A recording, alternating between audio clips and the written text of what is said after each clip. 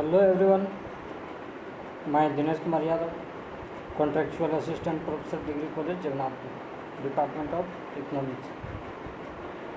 आज का ये वीडियो क्लास सेमेस्टर 5 के अभ्यर्थियों के लिए है, जिसमें हम लोग स्टैटिस्टिकल एनालिसिस में रिग्रेशन एनालिसिस पढ़ रहे थे। तो इसमें आज हम तीसरा पार्ट इसका पढ़ाने जा रहे हैं, यानी कि इससे पहले 2 वीडियो हमने अपलोड कर दिए हैं। एक थ्योरी पोर्शन का वीडियो और दूसरा वीडियो लीस्ट स्क्वायर मेथड से हम लोग रिग्रेशन इक्वेशन निकालने के लिए पिछले वीडियो में सीखे थे। तो आइए आज जानते हैं ये रिग्रेशन इक्वेशन को रिग्रेशन कोएफिशिएंट के माध्यम से कैसे हम निकालेंगे। तो प्रतिगमन गुणांक से प्रतिगमन समीकरण कैसे हम निकालेंगे। तो यहाँ हम लोग ये रिग्रेशन इक्वेशन दो इक्वेशन निकालते थे, x1y और y1x निकालते थे, जिसमें हम लोग लीस्ट स्क्वायर मेथड से निकालने के लिए सीखे थे। आज हम लोग सीखेंगे ये समांतर माध्य के रियल डिविएशन, यानी कि रियल डिविएशन विचलन निकाल करके, फिर एक अज्यूम्ड मीन के माध्यम से हम डिविएशन निकाल करके देखेंगे। अगला देखेंगे ये समंकों का वर्गीकरण करके देखेंगे, यानी कि मूल्यों का जो वर्गों के माध्यम से बना के देखेंगे। और एक विधि ऐसा है जिसमें अगर कोरिलेशन दिया हो और स्टैंडर्ड डिविएशन दिया हो तो हम कैसे प्रतिगमन समीकरण निकालेंगे। इन सब विधि को आज जानेंगे। तो आइए जानते हैं हम इस विधि को। तो यहाँ पे देखिए हम लोग रिग्रेशन इक्वेशन 2 तरीके से निकालते हैं, x1y और y1x को निकालते हैं। तो x1y निकालने के लिए यहाँ पे इस समीकरण का प्रयोग किया जाता है और y1x को निकालने के लिए इस समीकरण का प्रयोग किया जाता है। ये आप याद रखिएगा, ध्यान कर लीजिएगा, ये चीज़ वहाँ निकाला जाता है। यहाँ पे हम लोग रिग्रेशन इक्वेशन कैसे ज्ञात करते हैं। यहाँ देखिए इस इक्वेशन में bxy की आवश्यकता है, byx की आवश्यकता है। तो यहाँ देखिए bxy और byx कैसे हम ज्ञात करेंगे, आइए जानते हैं। तो यहाँ पे देखिए समांतर माध्य से विचलन लेकर, यानी कि अर्थमेटिक मीन के माध्यम से हम डिविएशन लेंगे, विचलन लेकर के निकालेंगे। तो हम x1y का ये निकल के आएगा, ये इस फार्मूला का प्रयोग करेंगे, और y1x के लिए हम इस फार्मूला का प्रयोग करेंगे। वहीं अगर कल्पित माध्य से हम विचलन निकालेंगे किसी मूल्यों का या किसी श्रेणी का, तो क्या करेंगे, हम x1y के लिए इस फार्मूला का प्रयोग करेंगे, यानी कि अज्यूम्ड मीन से। ध्यान दीजिएगा, वहाँ हम बताए थे कि रियल मीन से निकाल रहे थे और यहाँ पे अज्यूम्ड मीन से निकाल रहे हैं। तो x1y निकालना हो तो हम इस फार्मूला का प्रयोग करेंगे। वहीं अगर y1x निकालना हो तो हम इस फार्मूला का प्रयोग करेंगे, ठीक ना। ये ध्यान दीजिएगा, फार्मूला आपके लिए बहुत इंपॉर्टेंट रखता है। रिग्रेशन इक्वेशन बिना फार्मूला का जरा सा भी नहीं चलेगा। मैथमेटिक्स बिना फार्मूला का एक कदम आगे नहीं बढ़ता है, ये ध्यान रखिएगा। तो ये सब फार्मूला को आप याद कर लीजिएगा, आगे हम प्रयोग करके देखेंगे। अगला है कि मूल वर्गों से का प्रयोग करके कोई समंक दिया हो या हुआ हो, तो कल जैसे हम लोग देखे थे लीस्ट स्क्वायर मेथड में क्या करते थे, x दिया हुआ रहता था, y दिया हुआ रहता था, तो x का x स्क्वायर निकालते थे, y का y स्क्वायर निकालते थे और एक x y निकालते थे। तो इस माध्यम से हम बनाने का प्रयोग ये कोशिश करेंगे। तो यहाँ पे देखिए लीस्ट ये स्क्वायर मेथड के मूल्य वर्गों के तरीके से हम x1y के लिए देखिए x1y के लिए इस फार्मूला का प्रयोग और y1x के लिए इस फार्मूला का प्रयोग करेंगे। ये ध्यान रखिएगा, फार्मूला को याद कर लीजिएगा। यहाँ सिर्फ यही किए हैं, ध्यान दीजिएगा। यहाँ पे देख लीजिए जो हमने इससे पहले यूज किया अज्यूम्ड मीन, इस फार्मूला में प्रयोग किए, इसमें d हटा दीजिए, dx और d को सिर्फ हटा दीजिए। यहाँ से देखिए d को हटा देंगे तो इस फार्मूला सेम बन जाएगा।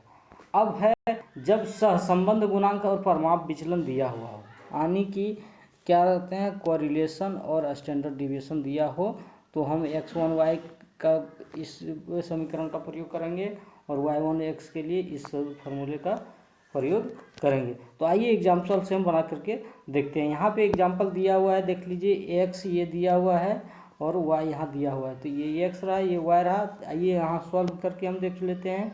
देखिए x को एक साथ यहाँ हम रखे हैं, तो x से रियल मीन से हम यहाँ निकालें, देख लीजिए, ध्यान दीजिएगा, ये देख लीजिए यहाँ हम कर दिए।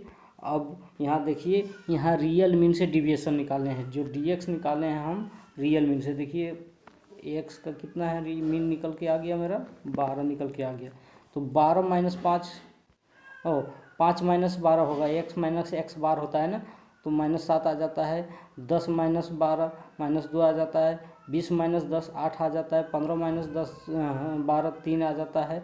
10 माइनस 12 -2 आ जाता है। इस प्रकार से निकालें। अब इसी का स्क्वायर कर दिए तो ये हमारा इसका स्क्वायर निकल के आ गया। अब y दिया है तो y का हम क्या किए, यहाँ डिविएशन ले लिए, y का मीन निकाल लिए, यानी कि ये माध्य निकाल लिए y का, और उसका विचलन हम यहाँ निकाल दिए हैं। देख लीजिए y का विचलन यहाँ निकल गए हैं, और y का विचलन से हम विचलन का स्क्वायर भी कर लिए हैं, तो ये निकल के आ गया।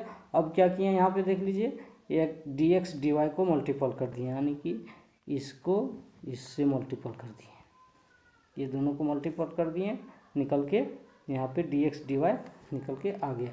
तो हमारे पास dx dy ये निकल के आ गया। dy स्क्वायर ये है आपका, y ये रहा समेसन ऑफ y, और समेसन ऑफ dx स्क्वायर ये रहा, समेसन ऑफ x यहाँ रहा, है ना। तो अब यहाँ आइए प्रयोग करके इसको फार्मूला को देखेंगे। देखिए ये समीकरण को हम पहले लिखे थे, देखिए तो इसको हम पहले, इससे पहले आपको ऊपर में दिखाएं कि इस फार्मूला का प्रयोग करते हैं। तो इसको प्रयोग करने के लिए क्या करते हैं, यहाँ पे देखिए, यहाँ तक रखते हैं। देखिए समेसन ऑफ dx dy कितना है, -65, देख लीजिए -65 ले लिए। उसके बाद समेसन ऑफ dy स्क्वायर, देखिए समेसन ऑफ dy स्क्वायर 220 है, भाग दे दिए तो इतना अब निकल के आ गया 0.295। अब क्या है, y1x निकालना हो समीकरण, तो क्या करना है हमें, देखिए summation of dx dy same रहेगा -65, और माइनस यहाँ एक्स स्क्वायर है, ध्यान दीजिएगा, यहाँ पे देख लीजिए x square minus D x square, तो डी एक्स स्क्वायर कौन सा होगा, ये है, और सॉरी ये है माइनस डी एक्स स्क्वायर, ये है 130। तो देखिए इसको 130 से भाग देती है, तो निकल के हमारा ये आ गया माइनस में 0.5 आ गया मेरा। वो ये हो गया y1x, और ये हो गया x1y, ठीक ना। अब इसके लिए अब इसको प्रयोग कैसे करेंगे हम, उसमें उस फार्मूला में कैसे पुट करेंगे, इसको देखिए। रिग्रेशन इक्वेशन x1y अब कैसे निकालेंगे, वहाँ हम बी एक्स वाई निकाले थे और बी वाई एक्स निकाले थे। अब देखिए रिग्रेशन इक्वेशन x1y के लिए इस फार्मूला का प्रयोग हम करते थे, जो हम सबसे पहले फार्मूला बता चुके हैं। तो देखिए यहाँ पे x -12 यानी कि x बार 12 आया था, वहाँ हम अभी कैलकुलेट किए, ध्यान दीजिएगा, ऊपर आप नोट कर लीजिएगा उस चीज़ को। देखिएगा x बार 12 आया है, बी एक्स वाई माइनस में 0.295 आया है, और into multiple of y minus Y bar 24 आया था। यहाँ पे देख लीजिए, देखिए मीन कहाँ है, मीन ये है 12, ये आपका आ गया है वाई बार, यानी कि मीन वाई का मीन निकल के आ गया है। देख लीजिए बी ऑफ एक्स इतना माइनस में आ गया है, और बी वाई एक्स इतना निकल के आ गया है। वही चीज़ को हम आगे पुट कर रहे हैं, ये पुट के कर दिए तो हमारा समीकरण ये देखिए निकल के आ गया, हमारा x1y निकल के आ गया। अब हमें रिग्रेशन इक्वेशन y1x निकालना है, तो y1x निकालने के लिए हम इसको प्रयोग करेंगे। तो इसमें क्या करना है हमको, ये देखिए ये तो हम निकाल ही लिए हैं, ये भी निकाल लिए हैं हम, और x बार भी निकाल लिए, पुट कर दिए तो इसका वैल्यू निकल के आ गया, यानी कि y1x जो है सो ये निकल के आपका आ गया। तो ये समीकरण इस प्रकार से, यानी कि रियल मीन के माध्यम से डिविएशन हम लेंगे x माइनस एक्स बार से, तो होता है। इसकी विशेषता क्या था, एक्स माइनस एक्स बार जब हम करते थे तो इसका विचलन हमेशा जीरो आता था। ये कॉन्सेप्ट रखिएगा, ऑब्जेक्टिव में क्वेश्चन पूछा जा सकता है। अगर रियल मीन से डिविएशन निकालना हो तो उसका वैल्यू, उसका एग्रीगेट टोटल क्या आएगा, समेशन क्या आएगा, तो ये जीरो आता है, ध्यान रखिएगा। अगला एग्जाम्पल हम एक लेते हैं। यहाँ पे एक्स दिया हुआ है, वाई दिया हुआ है, ये एक्स रहा, ये वाई रहा। इसको निकालना तो देखिए एक्स को एक साथ रख दीजिए, वाई को यहाँ पे रख दीजिए। देखिए हम एक्स को रख दिए। अब क्या करना है, डी एक्स निकालना है। यहाँ दूसरा तरीका कल्पित माध्य से, यानी कि अज्यूम्ड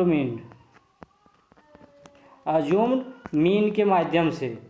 अज्यूम्ड मीन के माध्यम से जब हम निकालेंगे तो क्या करना है हमें, ये देख लीजिए, इसमें से एक्स में से किसी को भी हम ये मान लेंगे।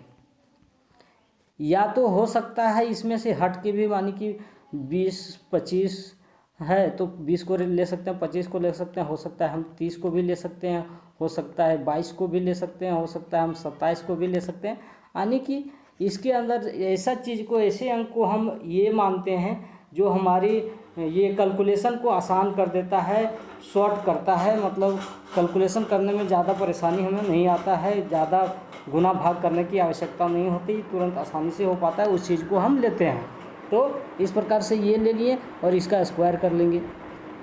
फिर y का उसी तरह से हम ये जो है ये मान लेंगे, यानी कि डिविएशन निकालेंगे। तो इसमें से हो सकता है 40 ले लें, हो सकता है 35 ले लें, हो सकता है 30 भी ले सकते हैं आप। मतलब कुछ भी अज्यूम्ड मीन मतलब ये ले सकते हैं। अज्यूम्ड मीन आप ले करके डिविएशन इसका निकाल लीजिए और दोनों का dx और dy को मल्टीपल कर दीजिए, ठीक ना, ये निकल के आ जाएगा। और ये आपका होमवर्क रहा, आप कैलकुलेट करिएगा अज्यूम्ड मीन के माध्यम से। यानी कि हम रियल मीन से बना के दे दिए, आप अज्यूम्ड मीन के माध्यम से लीजिएगा। तो क्या करिएगा, यहाँ मीन निकाल लेना है आपको, दोनों का एक्स का और वाई का मीन निकाल लेना है। फिर बी एक्स बी वाई निकाल लेना, जो हम फॉर्मूला ऊपर में बता दिए हैं उस माध्यम से आप निकाल लेंगे। उसके बाद रिग्रेशन इक्वेशन वो x1 y निकालना है आपको, और रिग्रेशन इक्वेशन y1 x निकालना है। ये आपका होमवर्क है। ये क्या है, होमवर्क, ध्यान रखिएगा, ये अवश्य कैलकुलेट करिएगा ताकि आपको एग्जाम्स में परेशानी झेलना ना पड़े, ठीक ना।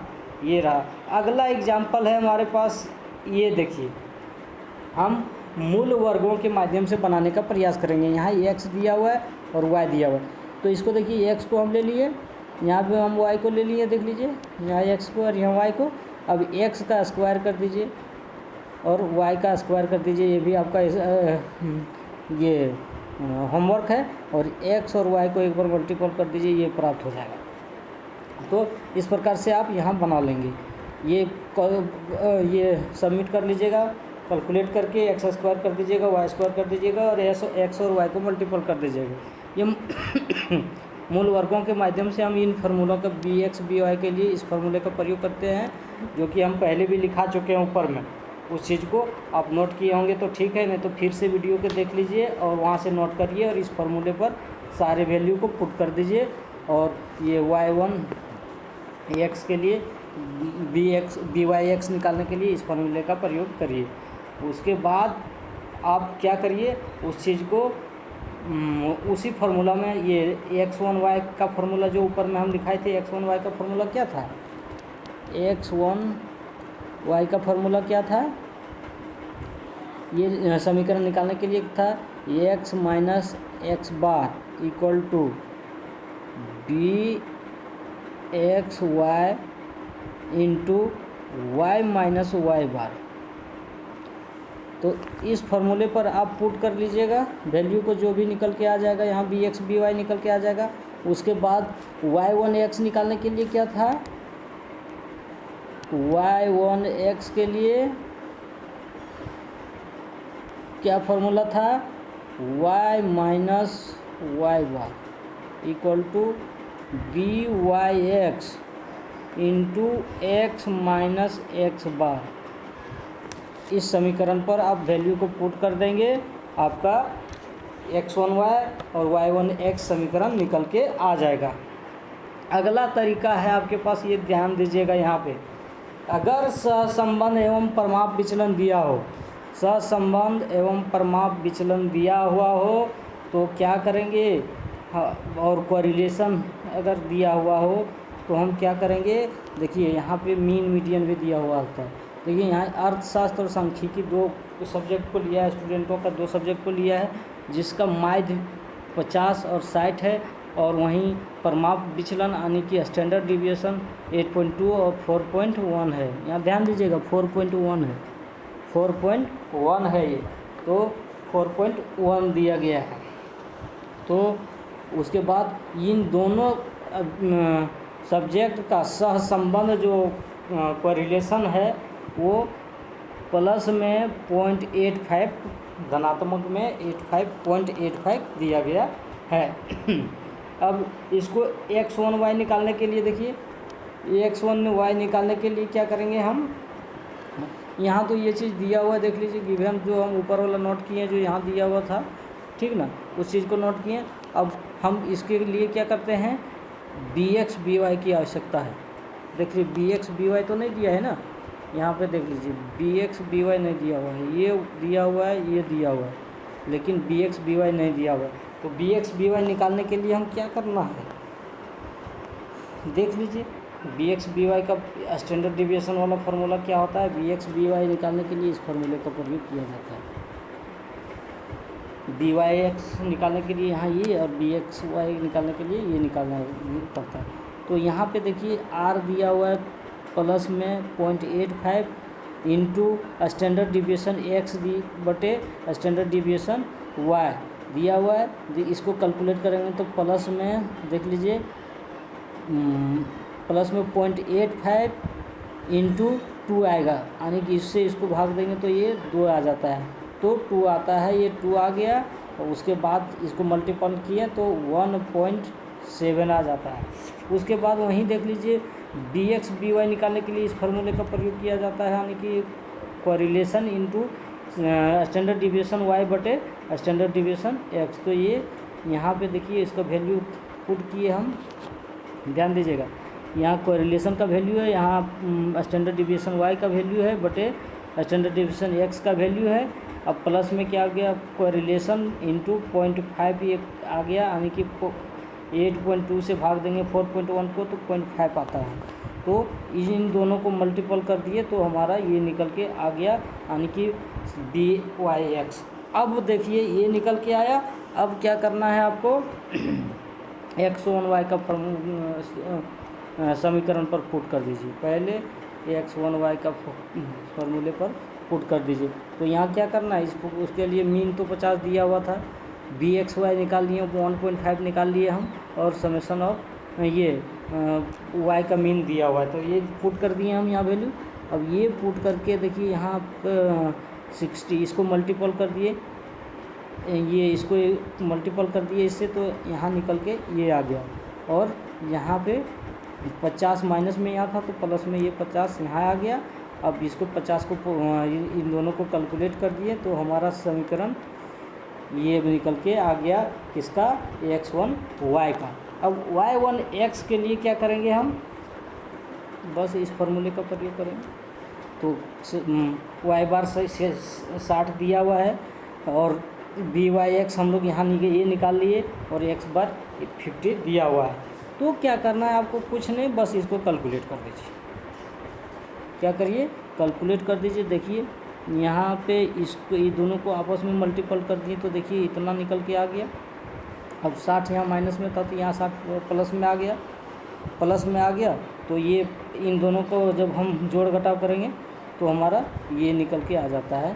और ये रहा हमारा आपका y1x का समीकरण, y1x का समीकरण ये आपका निकल के आ गया। इस प्रकार से हम ये समीकरण निकालने के लिए सीख गए हैं सारे विधियों से। अब देखिए माना कि अर्थशास्त्र का प्राप्तांक दिया हुआ है, क्वेश्चन है आपके पास, यहाँ ध्यान दीजिएगा। हो सकता है कि आपको एक लॉन्ग क्वेश्चन में 10 नंबर का ऊपर वाला कोई बनाने दे दे और निकालने के लिए दे दे 2 नंबर का या 3 नंबर का दे सकता है। ये हो सकता है क्वेश्चन में कि माना कि अर्थशास्त्र का प्राप्तांक 60 दिया हुआ है और सांख्यिकी का आपको निकालना, तो कैसे निकालेंगे? कुछ नहीं करना है, ये प्राप्तांक को पुट कर देना समीकरण में। देखिए ये अर्थशास्त्र को हम x माने थे, वहाँ ध्यान दीजिएगा, x को अर्थशास्त्र और y को सांख्यिकी है, y को सांख्यिकी हम माने हैं। तो x का मान दिया हुआ है तो y निकालना है, तो हम क्या करेंगे, ये क्या x का दिया y का निकालना, तो किस समीकरण में पुट करेंगे? देख लीजिए ये x का वैल्यू इस समीकरण में पुट कर दीजिए। यहाँ x से मल्टी x 60 कर दीजिए, यानी कि इस प्रकार से आप कर सकते हैं y = 0.425 इंटू 60 प्लस में कितना 38.75 इसको जोड़ दीजिए, ठीक ना। ये दोनों को मल्टीपल करके उसको जोड़ दीजिए, जो वैल्यू आएगा आपका सांख्यिकी का वैल्यू निकल के आ जाएगा। अब क्या है आपके पास, माना कि सांख्यिकी का वैल्यू दिया हुआ है, प्राप्तांक सांख्यिकी का दिया हुआ है, आपको अर्थशास्त्र का निकालने का रहा है, तो अर्थशास्त्र का निकालने के लिए क्या करेंगे, ये देखिए y का दिया हुआ है, y का दिया हुआ है, x का निकालना है, तो आप यहाँ पे पुट कर देंगे इस समीकरण में, इसमें पुट कर दीजिए, यानी कि x बराबर 1.7 इंटू वाई का वैल्यू कितना दिया हुआ था, 80 दिया था, -52। देख लीजिए मल्टीपल करके निकाल दीजिए, वैल्यू निकल के आ जाएगा आपका किसका, सांख्यिकी का, अर्थशास्त्र का। तो इस प्रकार से आप रिग्रेशन इक्वेशन कम्प्लीटली बना सकते हैं। आप बारीकी से फिर से दोबारा, एक बार में नहीं समझ में आता है, 2 बार में देखिए और कम्प्लीटली इसको बनाने का कोशिश करिए, एग्जाम्स में ऐसे प्रश्न आते हैं। तो थैंक यू, धन्यवाद, आपका दिन शुभ हो।